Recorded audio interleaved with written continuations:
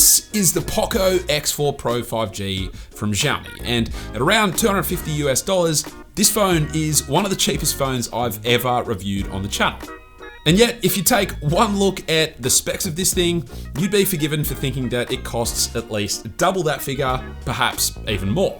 But specs are one thing, real world use is another, so after using this phone for the past couple of weeks, I thought I'd provide some insight as to whether this phone is worth picking up. Let's dive in. Now, in terms of the unboxing experience, unlike most top-end phones on the market right now, you get pretty much everything you'd want in the box with the Poco X4 Pro. You get all your paperwork, a really nice clear TPU case, which is fantastic. There's obviously the phone itself, which we'll come back to in a moment, but then underneath this next layer, we get a 67-watt wall plug for super fast charging, and then a USB-C cable to go with. And then, of course, there's the phone itself.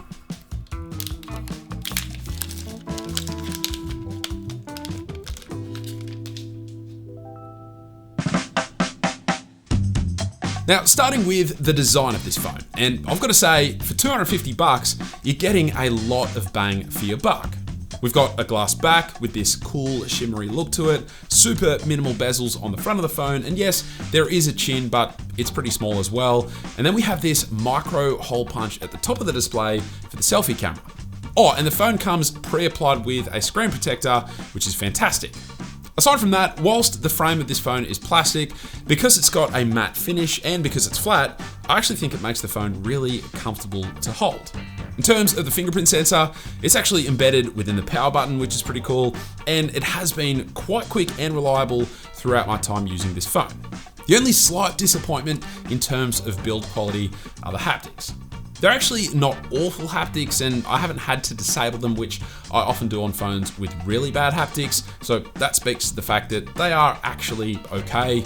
And given the price, I'm not that surprised that they're slightly under par either. But for those who love super premium, tight and clicky haptics, just know that this phone doesn't have them. Now, just before we chat about the rest of this phone, I do want to take a quick moment to thank the sponsor of this video, Hekka.com.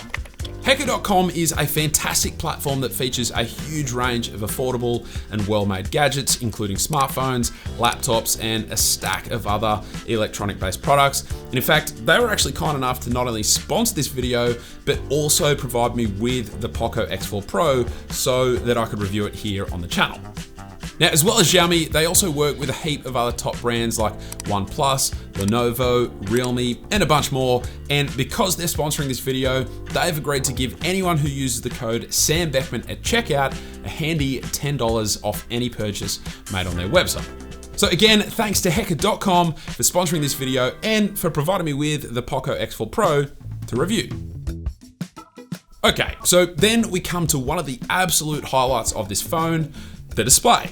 Now, first things first, the display is AMOLED and it actually gets really bright, making it great for outdoor use. But those two really impressive points aside, the real talking point with this display is that it has an incredible 120Hz refresh rate. And for a phone of this price, to have a 120Hz AMOLED panel that gets this bright is seriously amazing.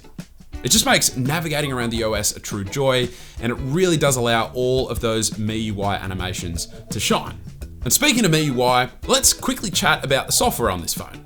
Now, despite the fact that it runs MIUI 13, which is the latest version of MIUI, it's actually based on Android 11 and not Android 12. And whilst most people would hardly notice the difference between the two, I have missed some of those super sleek OS animations that I've become accustomed to after using so many phones running Android 12 this year. But one advantage of this version of MIUI is that the stock launcher is actually the Poco launcher. And if you're a fan of customization like I am, then this launcher actually lets you apply third-party icon packs and hide apps from the app drawer, both of which are features that I think are super underrated.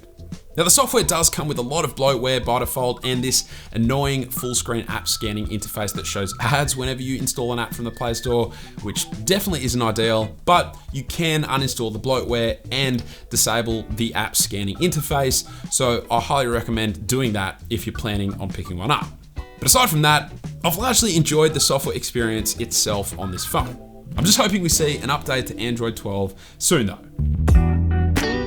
All right, in terms of performance, this is probably the first big area that will remind you that this is a budget phone, because although I haven't experienced any glaring bugs or issues in terms of performance, the phone just doesn't feel quite as silky smooth as phones that come with a more premium price tag.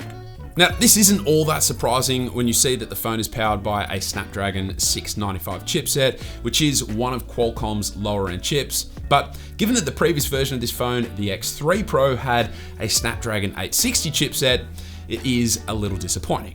It's pretty clear that Xiaomi opted to prioritize giving this phone 5G, which the Snapdragon 860 chipset doesn't support. And I kind of get it. A lot of people assume they need 5G in their phone these days, but the 5G capabilities of the 695 chip are not the same as those of a flagship phone. It is enough to allow Xiaomi to plaster 5G all over the marketing materials of this phone, but not enough to make it something people are really going to be able to utilize in real world use. And so whilst I get it, I obviously would have loved it had Xiaomi prioritized a faster chipset rather than a slower 5G enabled one. But where the phone may lack in performance, it certainly makes up for in terms of battery life. The phone houses a 5000 mAh cell, and because of that underpowered chip, it actually results in pretty phenomenal battery life. For example, most days I'm finishing with between 40 to 50% battery left, and that's after a day of medium use with the panel set to 120Hz. And as far as I'm concerned, that's pretty great going. So if battery life is something that you prioritize, then this phone ticks that box in spades. All right, lastly, we have the cameras, and for the price, they're not bad, but they're also definitely nothing to write home about. In the absolute best of conditions, the main lens can produce fairly pleasing results. However, as with most budget smartphones, as soon as the light drops a bit or you go indoors, that's when it can become quite a bit trickier to take a solid shot. The phone also has an ultra-wide lens and a macro lens. However, as expected, the results from both are even less reliable than that of the main lens. One other thing to note is that when capturing videos, the video caps out at a max resolution of 1080p, which in 2022 seems like a pretty sizable limitation of the hardware. Whether this is because of the chipset or something else, I'm not too sure, but suffice it to say, you ain't buying this phone if you're looking for a top shelf camera experience. And so with all that being said, at $250, even with the drawbacks of this phone, I'm still really comfortable recommending it to anyone looking for an affordable phone.